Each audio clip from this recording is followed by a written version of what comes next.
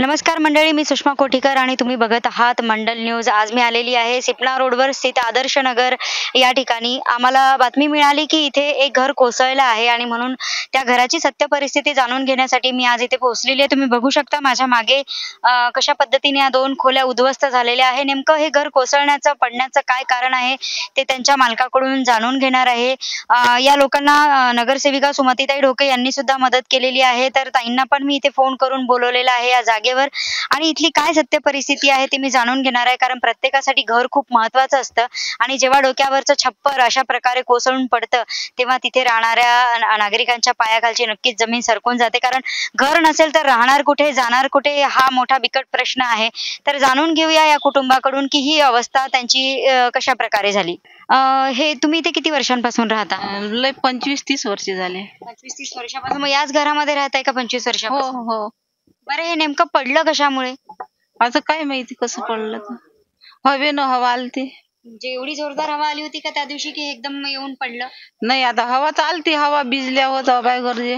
म्हणजे त्या दिवशी असं वादळासारखं वातावरण आपल्या अमरावतीमध्ये होतं, त्या हो. दिवशी पडली ही भिंत. हो. बरं, नुकसान किती झालं तुमचं या सगळ्या याच्यामध्ये? वीज पडली, तिनं पूर्ण उडून गेले आहे. सामान दबलं होतं. सामानाचं नुकसान झालं. हो. गॅस सिलेंडर वगैरे होतं का?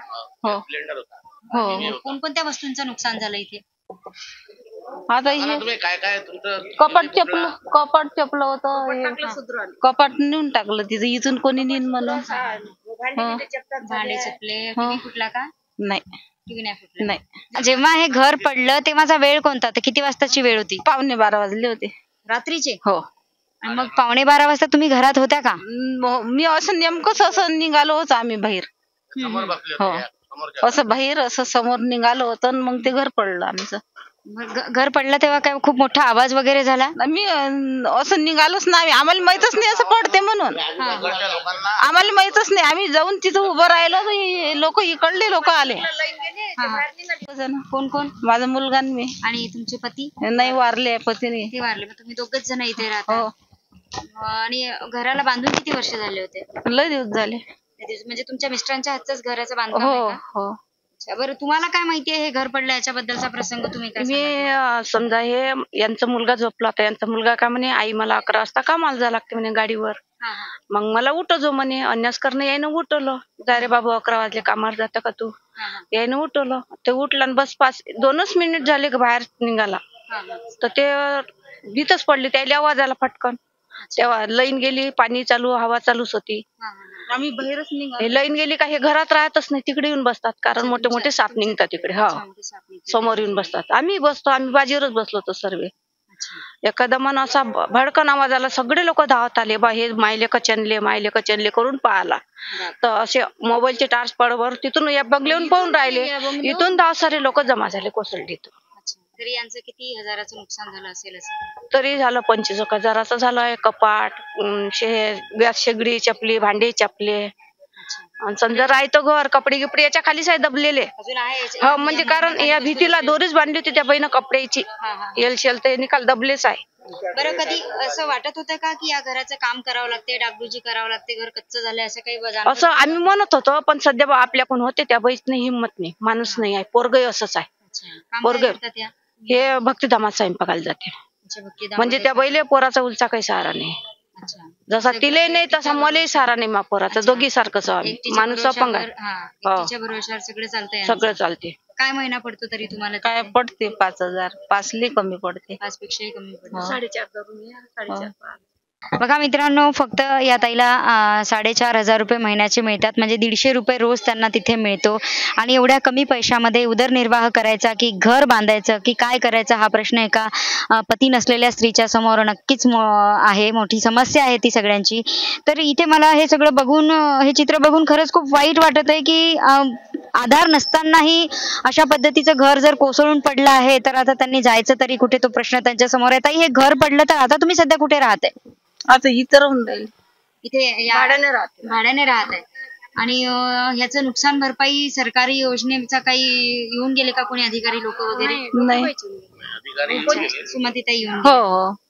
तर बघूया शासनाकडून यांना कशा पद्धतीची सहायता मिळणार आहे त्याबद्दलची संपूर्ण माहिती नगरसेविका सुमतीताई ढोके यांच्याकडे आहे. त्या जनप्रतिनिधी आहेत आणि त्या अनेक ठिकाणी त्या धावून जातात समस्याग्रस्त लोकांच्या समस्येसाठी. तर मी ताईंशी पण आता बोलणार आहे आणि जाणून घेणार आहे की या ठिकाणी नेमके सरकारी यंत्रणा पोहोचली होती की नाही, ते त्यांच्याकडून जाणून घेऊया आपण. माझ्या प्रभागात कधीही कुठलीही दुर्घटना झाली, मग ती रात्री हो 2 वाजता, पहाटे हो 4 वाजता, तर लागलीच मला कळवण्यात येते आणि त्यांनी कळवल्याबरोबर मी वेळेवर पोहोचून जाते.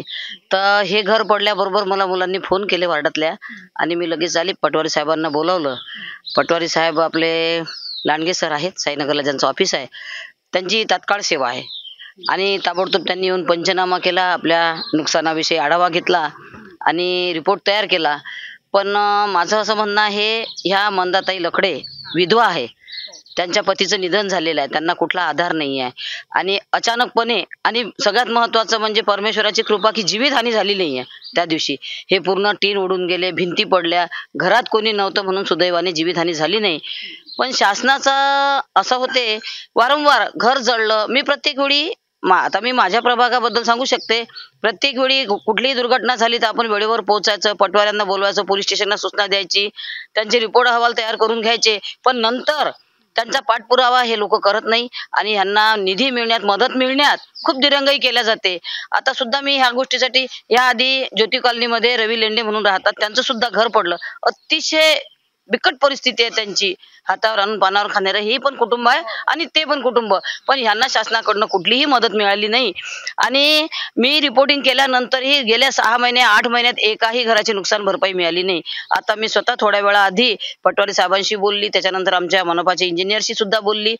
मनपाच्या इंजिनियरनी इथे येऊन तो अहवाल तयार करायचा आहे, त्यांनी व्हॅल्युएशन काढायचं आहे, नुकसान किती झालं त्याची माहिती घेऊन ते कलेक्टर ऑफिसला सादर करायची असते. पण यात भरपूर वेळ जाते आणि ह्यात हे लोक कमी पडतात. कारण आहे त्यांना, ते लोक मजुरी करतील का ह्या पैशासाठी मागे पुढे पडतील. म्हणून शासनाने अशा जेव्हा दुर्घटना घडतात, मनपाने सुद्धा माझ्या मते तरी अशा आपत्कालीन परिस्थितीसाठी एक विशेष निधी नियोजित करावा असं मला वाटते, की जेणेकरून ह्या कुटुंबाला, कुठल्याही कुटुंबाला तातडीने मदत देण्यात येऊ शकते. आणि येणाऱ्या काळात, भविष्यात मी या गोष्टीसाठी पुरेपूर प्रयत्न करील, एवढी मी तुम्हाला ग्वाही देते.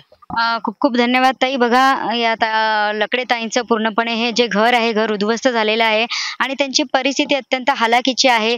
तर आमच्या न्यूजच्या माध्यमातून आणि सुमती ताईंनी म्हटल्याप्रमाणे खरोखर शासनाने या गोष्टीकडे लक्ष घालून अशा या गरीब लोकांसाठी त्वरित सहायता निधी उपलब्ध करून द्यावा, जेणेकरून त्यांच्या डोक्यावरचं छप्पर हे उभं राहण्यासाठी खूप लवकर मदत होईल. आता त्यांची परिस्थिती तर फारच वाईट आहे. ते भाड्याच्या घरात राहणार आहे आणि 4,500 रुपयामध्ये त्या घराचं भाडं देतील की पोटाला 2 घास अन्न खातील?